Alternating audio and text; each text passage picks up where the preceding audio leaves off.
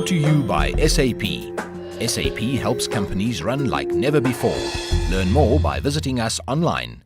Has always been one of the most attractive forms of renewable energy, and Africa has the ideal climate for solar energy generation. But despite this, after all these years, the technology doesn't seem to have had the expected impact.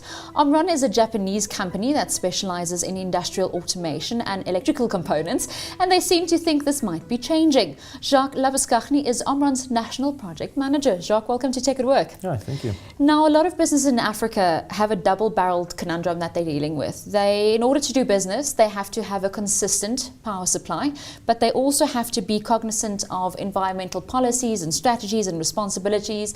And this is especially important for sectors like manufacturing and mining. Can you manage both aspects in this day and age, and especially when you're dealing in a less developed continent? Yes, you probably can. I think we just need to be smarter in the way we actually generate power. Especially solar side, as it's something that technology is growing bigger and bigger into. I think as mentioned before, the coal in South Africa, the big problem we've still got in South Africa is that the coal is cheap. But then again, compare us to the European countries, our biggest disadvantage and the biggest advantage probably is the fact that we got the sun. But a disadvantage of it again is that we don't get any payback for the money from Eskom. That's, I think, where Europe is actually leading with the solar installations and the energy as it stands now. Yeah, the problem we got a lot of sun, but we cannot generate at night time. Where in Europe, yes, they do generate during the daytime, but at night time they actually get to a point where they generate back into the grid and they can use it at night time. So I think that's probably the biggest problem we got in South Africa, or Africa for that matter. Yeah. Okay, you've raised a whole lot of points, so let's unpack it from the top. The biggest thing, obviously, coal is what we're using in South Africa, and also generates to our fellow countries. It is a cheap source of power, but it's also very detrimental to the environment. And that a lot of people say, yes, solar is fantastic, we've got the abundance of sunlight, but it's an expensive form of energy. So how can we mitigate that? How can we mitigate the initial expensive upfront cost across the board?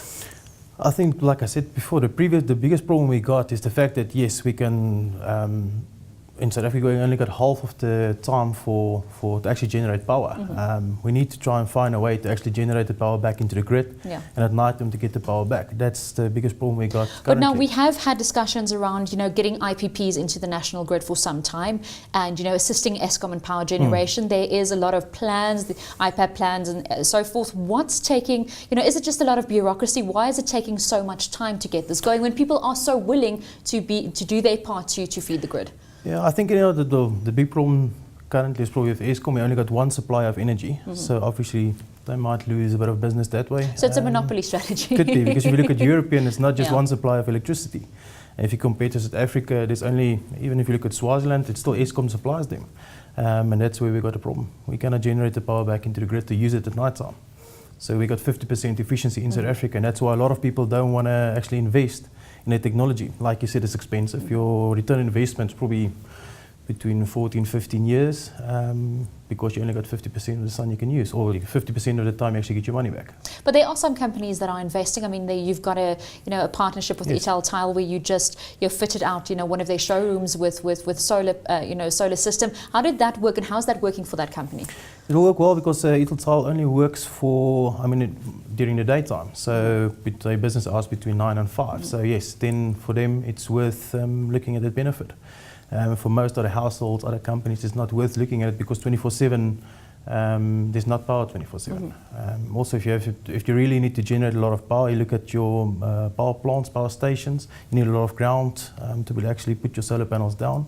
Per square meter, it's quite a lot of. You need a lot of space to be able to generate power. So does that make sense for the big manufacturers? What about the big mining houses? Big mining houses, the problem is the amount of kilowatts or megawatts they need to put up a megawatt power plant. Just for 10 kilowatts, you look about 80 square meters. So if you calculate that, you need a lot of space to be able to do it. But at the ends, people like the banshees, the shopping centers, that makes a lot of sense for them to actually put it up. Because they're 9 to 5 daytime. Yes, 9 to 5 daytime. It makes a lot of sense, and there's a lot of benefits doing it that way because they actually get all the advantage right through during the day.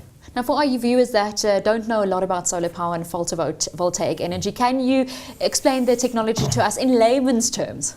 Okay, you actually get two types of panels. You get a polycrystal panel and a monocrystal type of panel. Which one makes more sense for Africa? A couple of years ago, there was a big difference between poly and mono. Poly was not as great as mono. The technology grew actually tremendously in the last 2 years. That yes, polycrystal, big difference. A little bit bigger space that you need to put it down. But yeah, there's much juice between the two. What actually happens is silicone and phosphorus inside the solar panel itself. The sun excites it, generates DC power. Catch it with your inverter then converts that DC power back into AC again. So yeah, in short, that's basically how it works. So they take the sun, similar to a tree or a flower. So it's not that complicated. No, it's not complicated But Jacques, at all. you've mentioned it changed over the last few years. We're running out of time. What is the future of photovoltaic? And is there something else on the horizon that perhaps makes more sense for the African continent? I think we need to look at solar. Definitely, yes, there's wind power as well, but there's only two types you can actually get power from the nature. One of them is the sun or the wind. And we have both in abundance. Yes, we do have both in abundance, but as it stands now, I'm of the opinion that solar is definitely going to take off. It's just a case of education, investment, and seeing the long-term plan. Yeah. We need to get Eskom to buy into the idea that we actually need to generate, they need to store energy, get the meters to run back. That will make then a lot of more people will invest in it. Well, let's hope. Jacques Labuschagne, thank you very much. Well, we've come to the end of this week's show, but you can catch part 1 on abndigital.com or any of our previous shows. Until next week, from me, Natascha Jacobz, and the Tech at Work team, it's goodbye and thank you for joining us.